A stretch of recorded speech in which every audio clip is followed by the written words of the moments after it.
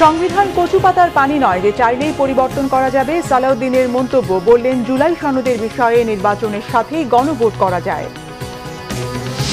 ধর্মের ভিত্তিতে দেশকে বিভাজনের পক্ষে নয় জামাত, বললেন ডাক্তার শফিকুর। রাজধানীতে দলের দায় ও ওয়াইজ সম্মেলন। মোংলায় সরকারি খাল জবরদখল করে মাছ চাষ প্রভাবশালী চক্রের, বন্ধ পানির স্বাভাবিক প্রবাহ, সৃষ্টি হচ্ছে জলাবদ্ধতা।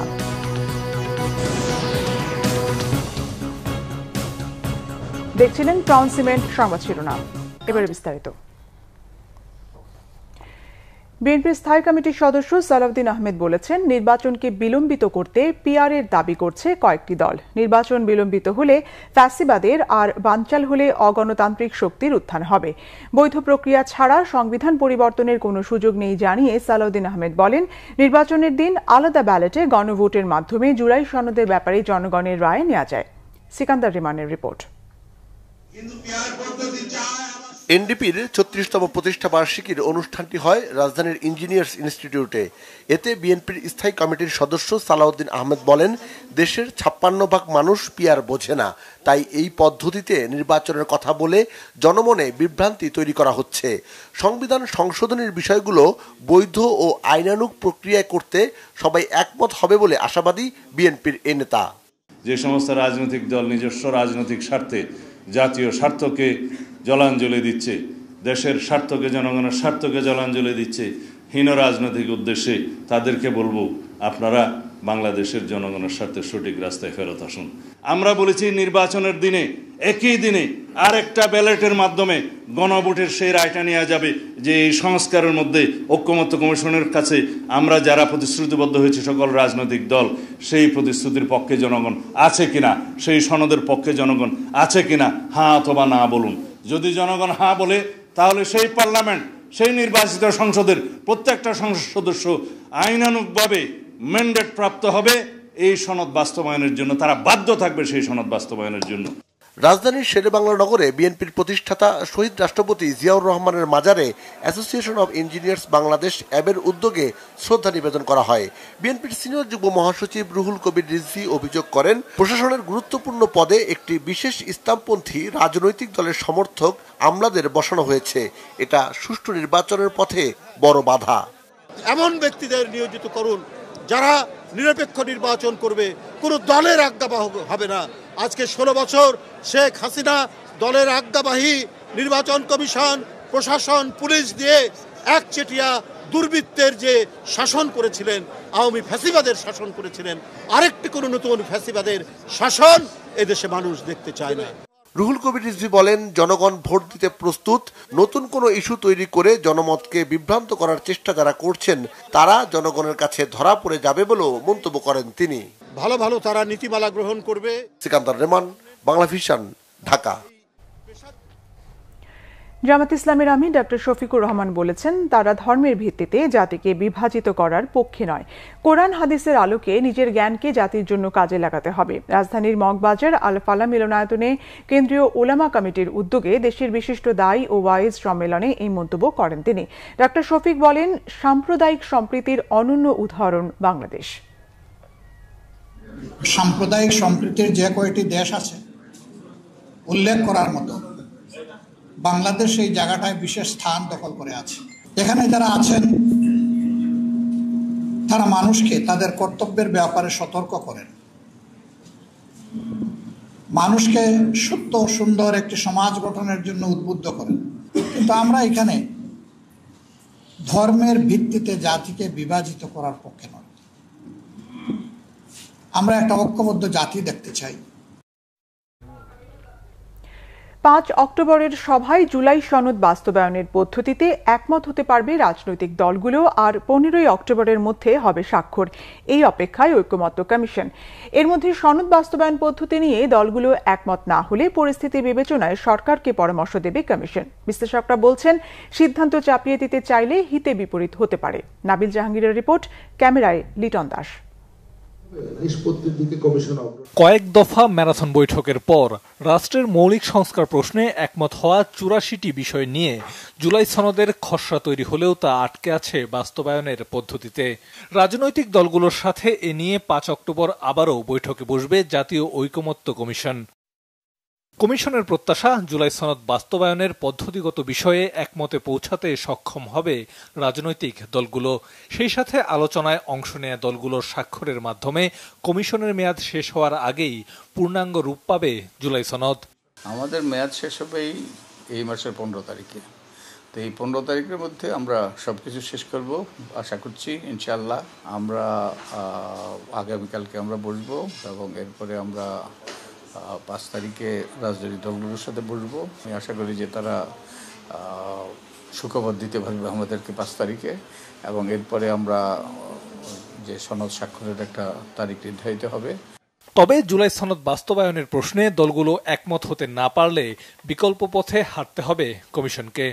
যদি ঐক্যমতে পৌঁছে সেই ঐক্যমতের ভিত্তিতে, আর ঐক্যমত না হলে আমরা যে সার্বিক অবস্থা বিবেচনা করে কি করণীয় সে সম্পর্কে আমরা আমাদের সুপারিশ দেব।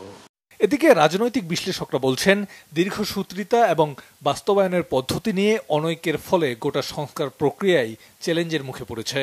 রাজনৈতিক সংস্কারের প্রতি মানুষের যে আগ্রহ ছিল ৫ আগস্টকে কেন্দ্র করে, সে আগ্রহে ভাটা পড়েছে।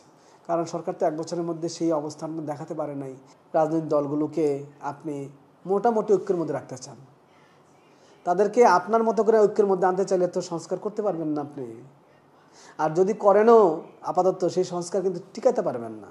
রাজনৈতিক মতভিন্নতার কারণে শেষ পর্যন্ত সবগুলো দল জুলাই সনদে স্বাক্ষর করবে কিনা সেটি এখন বড় প্রশ্ন হয়ে দাঁড়িয়েছে। নাবিল জাহাঙ্গীর, বাংলা ভিশন, ঢাকা।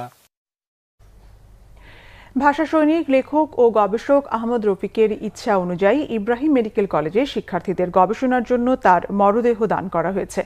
এর আগে সকাল ১১টায় কেন্দ্রীয় শহীদ মিনারে তার মরদেহ আনা হলে শ্রদ্ধা জানায় নানা শ্রেণী পেশার মানুষ, বিভিন্ন রাজনৈতিক, সাংস্কৃতিক ও সামাজিক সংগঠন। নাবিল জাহাঙ্গীরের আরেকটা রিপোর্ট, ক্যামেরায় জামাল উদ্দিন। যেই মাতৃভাষার জন্য লড়াই করেছিলেন তার স্মৃতির বেদী শহীদ মিনারে শেষবারের মতো এলেন ভাষা সৈনিক আহমদ রফিক। মানুষের ভালোবাসা আর শ্রদ্ধায় সিক্ত হলেন তিনি।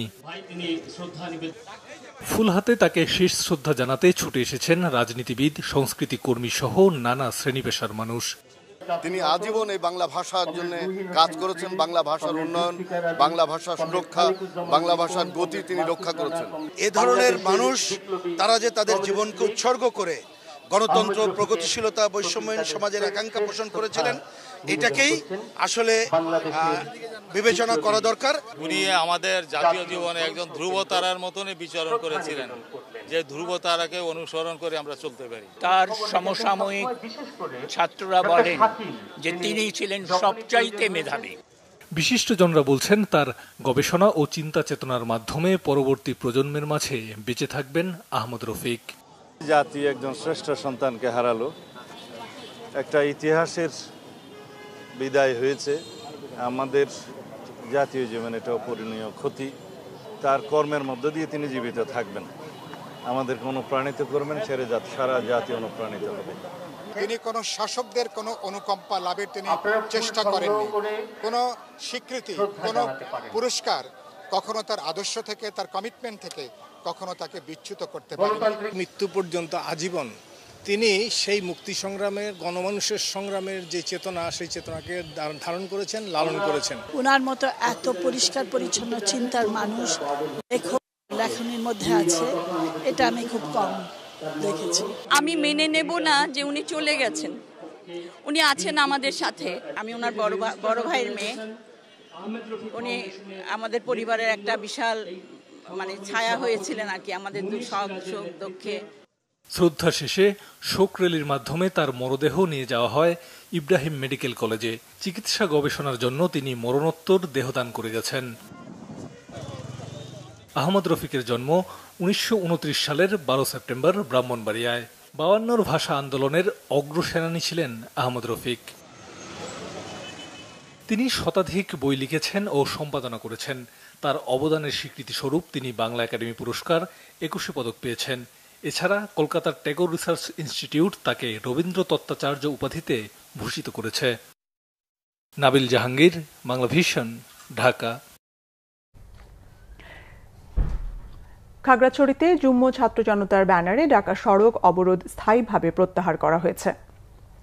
সকালে যুগ্ম ছাত্র জনতার মিডিয়া সেল থেকে বলা হয়, গত 1 অক্টোবর প্রশাসনের সঙ্গে দ্বিতীয় দফা বৈঠকে 144 ধারা প্রত্যাহার ও হত্যাকাণ্ডে জড়িতদের দৃষ্টান্তমূলক শাস্তি এবং ক্ষতিগ্রস্তদের মানবিক সহায়তা সহ 8 দফা দাবি তুলে ধরা হয়। প্রশাসনের পক্ষ থেকে দাবিসমূহ বাস্তবায়নের আশ্বাসে সড়ক অবরোধ প্রত্যাহারের সিদ্ধান্ত নেওয়া হয়েছে। তবে দাবি আদায় না হলে কঠোর কর্মসূচি দেওয়ার হুঁশিয়ারিও দেন তারা। এদিকে সহিংসতায় রোধে জারি করা অনির্দিষ্টকালের 144 ধারা প্রত্যাহারের জন্য পরিস্থিতি আরও পর্যবেক্ষণ করছে প্রশাসন। অন্যদিকে খাগড়াছড়ি সদর উপজেলায় সাম্প্রতিক সহিংসতায় ক্ষতিগ্রস্ত 28টি পরিবার ও ব্যবসায়ীর মাঝে পুনর্বাসন সহায়তা দিয়েছে পার্বত্য জেলা পরিষদ। সরকারি খাল জবরদখল করে মাছ চাষ করছে বাগেরহাট মোংলার স্থানীয় প্রভাবশালী একটি চক্র। এতে খালের পানির স্বাভাবিক প্রবাহ বন্ধ হওয়ায় চরম ভোগান্তিতে খাল পাড়ের বাসিন্দারা। খাল দিয়ে পানি সরতে না পারায় তলিয়ে গেছে সড়ক। দ্রুত সরকারি হস্তক্ষেপ চান স্থানীয়রা। মোংলা থেকে জসিমউদ্দিনের তথ্য ও ছবিতে ডেস্ক রিপোর্ট। বাগেরহাটের মোংলা উপজেলার চাঁদপাই ইউনিয়নের কানাইনগর গ্রামের খাল এটি। কয়েক কিলোমিটার দীর্ঘ এই খালে বাঁধ দিয়ে 2 দশকের বেশি সময় ধরে পালাক্রমে মাছ চাষ করছেন স্থানীয় প্রভাবশালী একটি চক্র। এতে বন্ধ হয়ে গেছে খালের স্বাভাবিক পানি প্রবাহ। খালে বাঁধ থাকায় পানিতে তলিয়ে গেছে গুরুত্বপূর্ণ সড়ক। যারাই ক্ষমতায় আইছে তারাই শুধু এখানে মনে করেন খাল নিয়ে চিন্তা করছে। দুই পারের যে জনগণ আছে তাদের সুখ দুঃখ নিয়ে কেউ চিন্তা করে না। সব মাস্টার সাইডে খাল বদ্ধ দিস।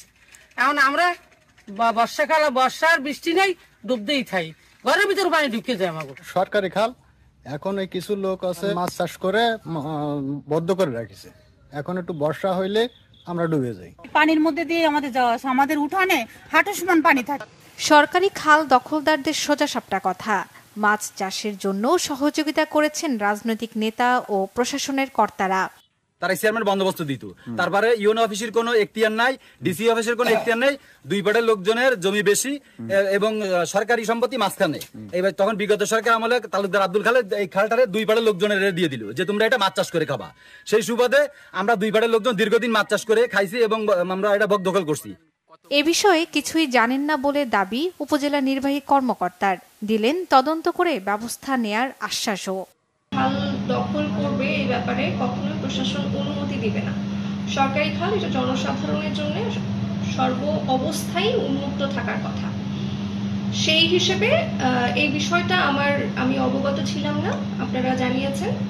আমরা অবশ্যই এটি তদন্ত সাপেক্ষে আইনানুগ ব্যবস্থা গ্রহণ। স্থানীয়দের ভোগান্তি নিরসনে এবং সরকারি সড়কের ক্ষতি থেকে রক্ষায় খালটি দ্রুত দখল মুক্ত করার দাবি স্থানীয়দের। Bangla vision news desk. দেশের বিভিন্ন জায়গার আরো কিছু খবর নিয়ে ডেস্ক রিপোর্ট। বিএনপির জাতীয় নির্বাহী কমিটির সাংগঠনিক সম্পাদক অধ্যক্ষ আসাদুল হাবিব দুলু বলেছেন, বর্তমান সময়ে ইসলামের নামে বিভিন্ন অপব্যাখ্যা দিয়ে জাতিকে বিভ্রান্ত করা হচ্ছে। লালমনিরহাটে আলেম ওলামাদের নিয়ে বিএনপির মতবিনিময় সভায় তিনি একথা বলেন। বিএনপির প্রচার সম্পাদক সুলতান সালাউদ্দিন টুকু বলেছেন, বিএনপি জনগণের ভোটে ক্ষমতায় আসলে কৃষকদের ফার্মার্স কার্ড দেবে, যার মাধ্যমে কৃষকরা সকল সেবা পাবেন। টাঙ্গাইলে মেজর জেনারেল মাহমুদুল হাসান উচ্চ বিদ্যালয় মাঠে ভেটেরিনারি ফ্রি মেডিকেল ক্যাম্পেইনের উদ্বোধন শেষে তিনি একথা বলেন। বিএনপির কেন্দ্রীয় নির্বাহী কমিটির স্বেচ্ছাসেবক বিষয়ক সম্পাদক মীর শরাফত আলী সপ্পু বলেছেন, 16 বছর ক্ষমতায় থেকে দেশের অর্থনৈতিক অবস্থা ভয়াবহ খারাপ করেছে ফ্যাসিস্টরা। মুন্সিগঞ্জের সিরাজদি খানের নিমতলা শিকদার মার্কেট এলাকায় বিএনপির ভারপ্রাপ্ত চেয়ারম্যান তারেক রহমানের রাষ্ট্র কাঠামো মেরামতের উপর 31 দফা কর্মশালায় প্রধান অতিথির বক্তব্যে তিনি একথা বলেন। বিএনপির ভারপ্রাপ্ত চেয়ারম্যান তারেক রহমানের 31 দফা তৃণমূলে পৌঁছানোর লক্ষ্যে পথসভা হয়েছে সুনামগঞ্জে। অর্ধ শতাধিক স্পিড বোট নিয়ে পথসভার উদ্দেশ্যে যাত্রা শুরু করেন সুনামগঞ্জ 1 আসনের বিএনপির মনোনয়ন প্রত্যাশী মাহবুবুর রহমান।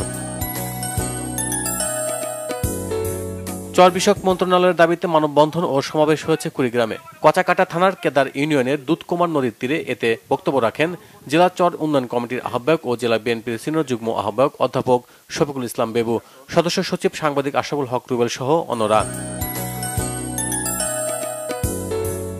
নদী ও সাগরে ইলিশ সহ সব ধরনের মাছ ধরার নিষেধাজ্ঞা বাস্তবায়নের লক্ষ্যে জেলেদেরকে চাল দেওয়া হয়েছে বরিশালে। মধ্যরাত থেকে শুরু হয় ইলিশ সংরক্ষণ অভিযান, চলবে 25 অক্টোবর পর্যন্ত। Bangla vision news desk. সংবাদ শেষ করব ক্রাউন সিমেন্ট শিরোনামগুলো আরেকবার জানিয়ে।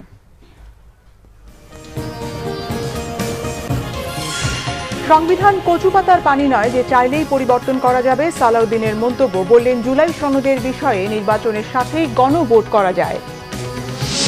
ধর্মের ভিত্তিতে দেশকে বিভাজনের পক্ষে নয় জামাত, বললেন ডক্টর শফিকুল। রাজধানীতে দলের দায় ও ওয়াইজ সম্মেলন। মোংলায় সরকারি খাল জবরদখল করে মাছ চাষ প্রভাবশালী চক্রের বন্ধ পানির স্বাভাবিক প্রবাহ, সৃষ্টি হচ্ছে জলাবদ্ধতা। এই ছিল এখনকার মতো। পরের সংবাদ সন্ধ্যা 7:30টায় দেখার আমন্ত্রণ রইল। এছাড়া বাংলা ভিশন সংবাদ ও সংবাদ সংশ্লিষ্ট অনুষ্ঠান দেখতে ভিজিট করুন www.bbnews24.com ও facebook.com/banglavishannews এবং সাবস্ক্রাইব করুন youtube.com/banglavishannews। ধন্যবাদ।